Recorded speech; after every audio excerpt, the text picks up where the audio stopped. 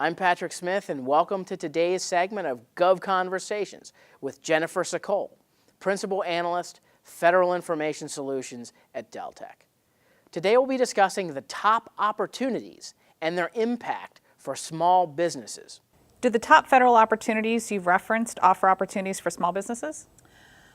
The top opportunities that we analyze for our top 20 are actually more geared towards unrestricted or full and open competitions. But with that in mind, many of those opportunities will have set aside lots for small businesses, or they'll designate a certain number of contracts to be awarded to small businesses.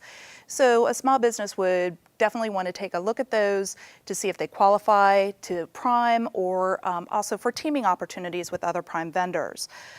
We do, however, analyze 100% set-aside opportunities, those top dollar value set-asides, for the fiscal year. So what types of trends do you see in the top opportunities for small businesses in 14? So when we took a look at the top 10 set-aside opportunities for fiscal year 14, the total contract value came in at about $6.9 billion, which is about $5 billion less than last year, and it's actually the lowest level that we've seen since fiscal year 10. Now, I think what's driving that is the fact that we didn't have any large multi-billion dollar set-aside, 100% set-aside opportunities at the time that the report was published.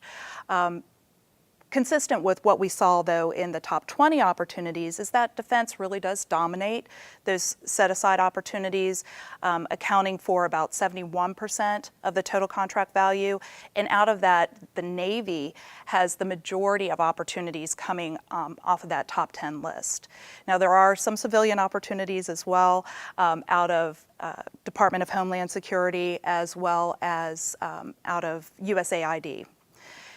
Now, when we look at reported spending trends, federal spending trends, and set-asides, we have found that over the past few fiscal years that consistently professional services is the top industry for set-aside businesses with the federal government, and that's reflected in this year's top 10 set-aside opportunities as well, with about half of the total contract value associated with professional services. We also have about $2 billion in opportunities for IT, and then we also have opportunities associated with architecture, engineering, and construction, as well as in the engineering and scientific area.